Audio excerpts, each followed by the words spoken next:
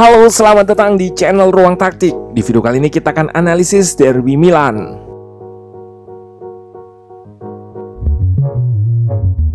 AC Milan berhasil menang setelah sebelumnya ketinggalan 1 gol di babak pertama.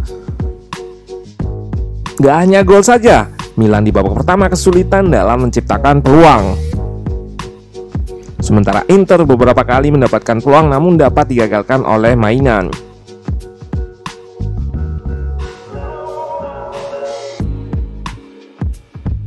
Inzaghi terlihat frustasi karena beberapa kali peluang dari anak asuhnya gagal.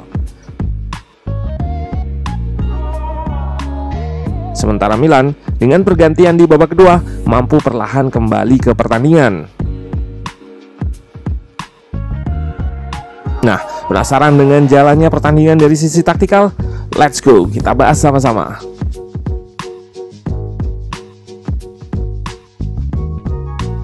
Inter menggunakan pakem 352-nya dengan Dzeko dan Lautaro sebagai ujung tombak. Bisa dikatakan full tim karena para punggawa utamanya bisa start. Sementara Milan menggunakan formasi pakem 4-2-3-1. Kessie diplot sebagai nomor 10 sementara double pivot diisi Bennacer dan Tonali.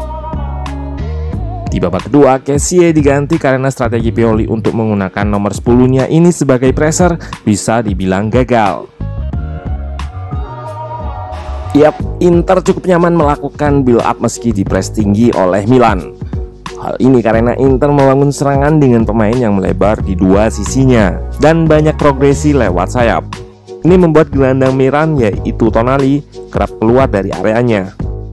Ini membuat Dzeko ataupun Lautaro kosong dan drop untuk menerima bola. Contohnya di klip ini. Progresi ini akan dilanjutkan di sirkulasi atau switch ke sayap lainnya.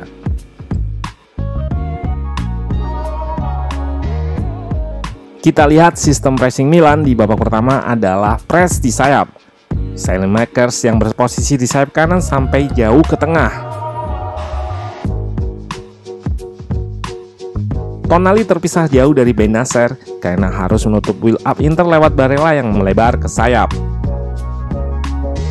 Sementara itu, Bastoni dan Perisic sudah siap menciptakan overload di sayap untuk masuk ke sepertiga akhir.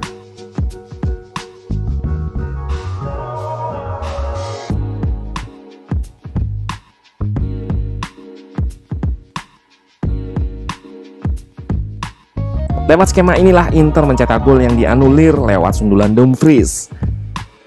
Yap, wide overload di sayap.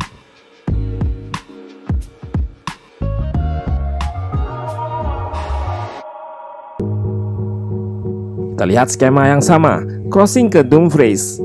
Pemain asal Belanda ini diplot untuk masuk ke dalam karena posturnya. Selain itu, Inter juga banyak dapat peluang dari transisi atau serangan balik cepat. Namun banyak peluangnya mentah karena finishing yang buruk dan penampilan yang cemerlang dari mainan. Respon taktik pertama dari Pioli adalah mengganti Saelemaekers dengan Junior Mesias. Ide di balik pergantian ini adalah mengubah taktik yang awalnya pressing base atau berbasis pressing menjadi possession base.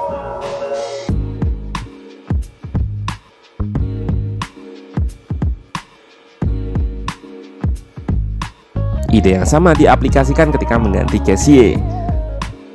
Taktik ini berjalan dan terekam dalam statistik di mana Milan unggul 67% possession dari babak kedua hingga menit 61. Problem Milan selanjutnya adalah bagaimana mengeliminasi blok press depan Inter ini. Inter lebih banyak bermain dengan blok medium, memanfaatkan jebakan press lalu menyerang balik.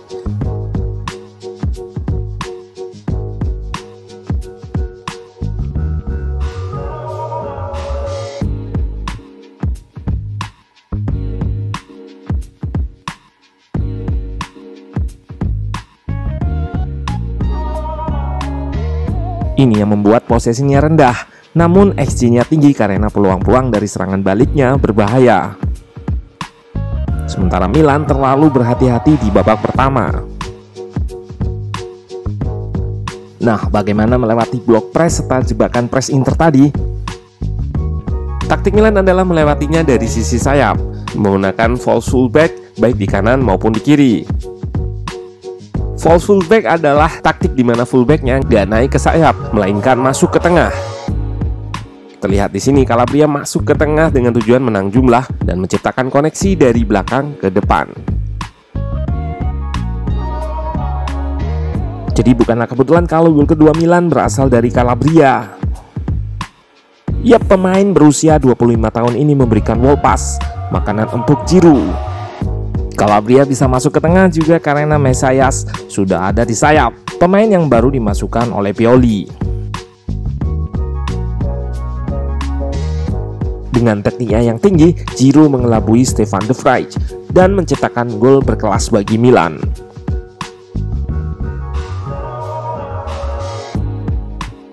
Keuntungan menggunakan false fullback lainnya adalah mempersempit jarak antar pemain di tengah. Hal ini berguna untuk melakukan counter press atau rebut bola kembali. Sehingga dalam proses transisi, pressing tetap terjaga.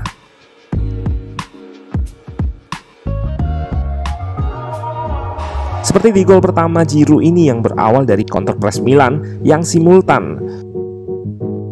Kita lihat Calabria nggak berada jauh di sayap, melainkan di tengah, sehingga bisa membantu dalam melakukan counter press meski di gol ini nggak terlalu terlibat dalam perebutan bola. Minimal dekat dengan pemain yang akan diumpan sebelum tugas merebut bola diambil pemain lain dan Calabria bisa kembali. Lalu perebutan bola ini dimenangkan dan situasi transisi mampu dimanfaatkan oleh Milan dengan baik. Kita lihat jumlah pemain Milan versus pemain Inter. Transisi negatif Inter terlihat buruk di sini, kontras dengan Milan yang sangat agresif menyerang transisi dengan banyak pemain.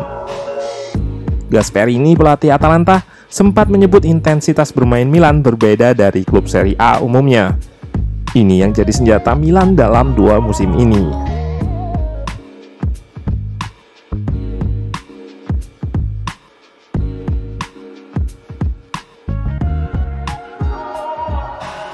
Bicara soal dominasi, memang akan sulit tanpa menyebutkan parameter apa yang dominan. Apakah penguasaan bola, apakah peluang, penilaiannya sangat subjektif. Parameter paling jelas adalah jumlah gol.